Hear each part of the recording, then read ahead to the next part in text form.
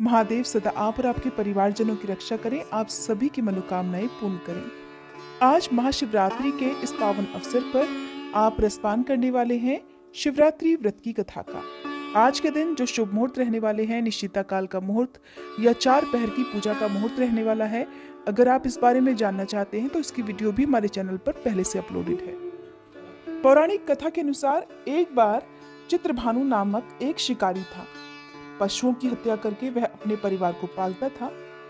एक बार वह एक साहूकार का ऋणी बन गया, लेकिन ऋण समय पर ना चुका सकने पर क्रोधित साहूकार ने उसको शिव मठ में बंदी बना लिया। जिस दिन बंदी बनाया, संयोग से उस दिन शिवरात्रि थी। बंदी रहते हुए वह शिकारी मठ में शिव संबंधी धार्मिक बातें सुनता रहा। वहीं पर उसने शिवरात्रि व्रत की कथा भी सुनी। संध्या होने पर साहूकार ने उसे बुलाया और ऋण चुकाने के लिए पूछा। तब शिकारी ने अगले दिन सारा ऋण चुका देने का वचन दिया। साहूकार ने उसकी बात मान ली और उसे छोड़ दिया। शिकारी जंगल में शिकार करने के लिए निकला, लेकिन दिन भर बंदी गृह में रहने के कारण वह भूख और प्यास से अति व्याकुल था। सूर्यास्त होने पर वह एक जलाशय के पास गया और वहीं घाट के किनारे एक पेड़ पर थोड़ा सा जल पीने के लिए लेकर चढ़ गया, क्योंकि उसे पूरा विश्वास था, उम्मीद थी कि कोई ना कोई जानवर अपनी प्यास बुझाने के लिए यहाँ जरूर आएगा। जिस पेड़ पर वह चढ़ा वह बेलपत्र का पेड़ था और उसी पेड़ के नीचे शिवलिंग भी था, जो कि उस समय सूखे बेलपत्रों से ढके होने के कारण दिखाई नहीं दे रहा था। शिकारी को भी इस बात का पता नहीं चला। वो भूख और प्यास से थका हुआ था तो उसी मचान पर बैठ गया। मचान बनाते समय उसने जो टहनियां तोड़ी वो संयोग से शिवलिंग पर जाकर गिर गई। इस प्रकार दिन भर भूखे प्यासे शिकारी का व्रत भी हो गया और शिवलिंग पर अनायास ही उससे बेलपत्र भी चढ़ गए। एक पहर रात बीत जाने पर एक गर्भिणी हिरनी तालाब पर पानी पीने पहुंची। शिकारी ने धनुष पर तीर चढ़ाकर जैसे ही उसकी प्रत्यंचा खींची कि उसके हाथ के धक्के से कुछ पत्ते और थोड़े से जल की कुछ बूंदें भी नीचे शिवलिंग पर गिर गईं और अनजाने में ही शिकारी के पहले पहर की पूजा भी हो गई। वह गर्भिणी हिरनी कहने लगी कि हे शिकारी, मैं गर्भिणी हूँ, शीघ्र ही बच्चे को जन्म देने वाली हूँ। तुम एक साथ 2 जीवों की हत्या करोगे जो बिल्कुल ठीक नहीं है। मैं बच्चे को जन्म देकर जल्दी ही तुम्हारे सामने आ जाऊंगी, तब तुम मुझे मार लेना। सुनकर शिकारी को उस पर दया आ गई और उसने अपने धनुष की प्रत्यंचा ढीली कर दी। देखते ही देखते वह हिरनी जंगली झाड़ियों में गायब हो गई। कुछ ही देर बाद एक और हिरनी उधर से आ निकली। शिकारी की प्रसन्नता का ठिकाना नहीं रहा। पास आने पर उसने फिर से धनुष पर अपना बाण चढ़ाया। कुछ बेलपत्र फिर से नीचे शिवलिंग पर जा गिरे और अनायास इस प्रकार शिकारी की दूसरे पहर की पूजा भी संपन्न हो गई। तब उसे देखकर वह हिरनी विनम्रता पूर्वक निवेदन करने लगी कि हे शिकारी महाराज, मैं तो थोड़ी ही देर पहले ऋतुकाल से निवृत्त हुई हूँ और कामातुर विरहिणी हूँ।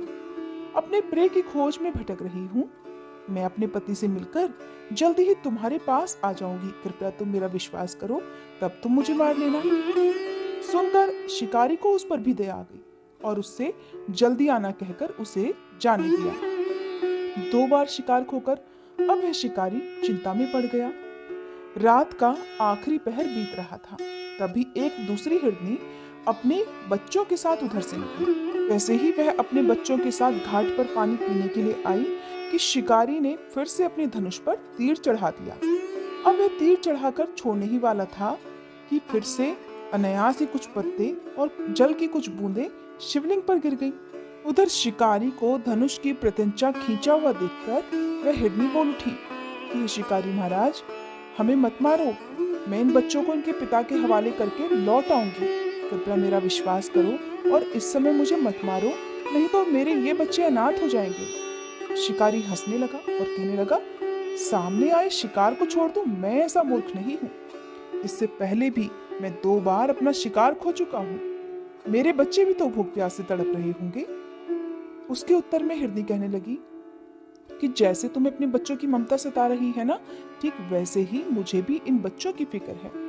इसलिए सिर्फ इन बच्चों के नाम पर ही मैं थोड़ी सी देर के लिए तुमसे जीवन दान मांग रही हूँ। कृपया मेरा विश्वास करो, मैं इन्हें इनके पिता के पास छोड़कर जल्दी वापस आ जाऊंगी। हिरनी का दीन स्वर सुनकर शिकारी को उस पर भी दया आ गई और उससे भी जल्दी आना कहकर उसे भी छोड़ दिया। इधर शिकार के अभाव में बेल वृक्ष पर बैठा शिकारी बेल पत्र तोड़ तोड़ कर क्रोध में नीचे फेंकता जा रहा था। अनजाने में उससे तीसरे पहर की पूजा भी स्वतः ही संपन्न हो गई। अब सुबह होने को हुई तो एक हष्ट पुष्ट हिरन उसी रास्ते पर आया। अब तो शिकारी ने सोच लिया कि इसका शिकार तो वह अवश्य करेगा, इसे किसी भी प्रकार वह जाने नहीं देगा। इधर शिकारी की तनी प्रत्यंचा देखकर वह हिरन समझ गया कि ये शिकारी मुझे जरूर मार डालेगा। फिर भी उसने विनती करते हुए कहा कि भाई, अगर तुमने मुझसे पहले आने वाली 3 हिरनियों और उनके साथ छोटे छोटे बच्चों को भी मार डाला है, तब तो तुम मुझे मारने में भी बिल्कुल देर मत करो, ताकि मुझे उनके वियोग में एक क्षण भी दुख न सहना पड़े, क्योंकि मैं उन हिरनियों का पति हूँ। और अगर तुमने उन्हें जीवन दान दिया है तो मुझे भी कुछ क्षण का जीवन देने की कृपा करो। मैं वचन देता हूँ कि उन सब से मिलकर मैं जल्दी ही तुम्हारे सामने उपस्थित हो जाऊंगा। हिरन की बात सुनकर शिकारी ने सारी बातें उस हिरन को सुना दी। इधर जैसे ही शिकारी ने फिर से प्रत्यंचा खींची थी कि अनायास ही फिर से कुछ बेलपत्र और जल की कुछ बूंदें शिवलिंग पर गिर गई। अनजाने में ही चौथे पहर की पूजा भी उससे संपन्न हो गई। सारी बात जानकर हिरन कहने लगा, हे शिकारी महाराज, कृपया मेरा विश्वास करो। मेरी तीनों पत्नियां जिस तरह से तुम्हें विश्वास दिलाकर गई हैं, वे मेरी मृत्यु के बाद अपने धर्म का पालन बिल्कुल भी नहीं कर पाएंगी। इसलिए जैसे तुमने उन्हें विश्वास पात्र मानकर छोड़ा है, वैसे ही मुझे भी जाने दो। मैं उन सब के साथ तुम्हारे सामने जल्दी ही उपस्थित हो जाऊंगा। दिन भर उपवास, रात्रि जागरण और शिवलिंग पर बेलपत्र चढ़ने से उस क्रूर शिकारी का हिंसक हृदय निर्मल हो गया था। उसमें भगवत भक्ति का वास हो गया था। उसका कठोर हृदय अब कोमल भावों से भर गया था। उसके हाथ से धनुष और बाण छूट गया और उसने उस हिरन को भी जाने दिया। किंतु वह क्या देखता है कि थोड़ी ही देर बाद वह हिरन अपने पूरे परिवार सहित उस शिकारी के सामने उपस्थित था।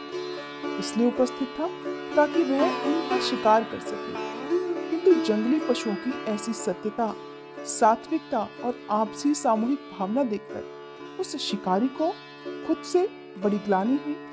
उसकी आंखों से आंसू की झड़ी लग गई। उस हिरन परिवार को न मारकर शिकारी ने अपने कठोर हृदय को जीव हिंसा से हटा लिया था, सदा के लिए कोमल और दयालु बना लिया था। उधर देवलोक से समस्त देवतागण भी इस घटना को देख रहे थे।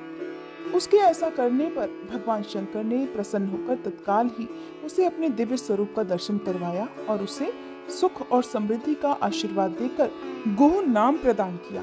ये वही गुह था जिसके साथ भगवान श्री राम ने मित्रता की थी। इस प्रकार भक्तजनों, महाशिवरात्रि पूजन की पौराणिक व्रत कथा समाप्त हुई। प्रेम से बोलिए ओम नमः पार्वती पते, हर हर महादेव। अगर आपको आज की ये कथा पसंद आई हो तो प्लीज वीडियो को लाइक जरूर कीजिएगा।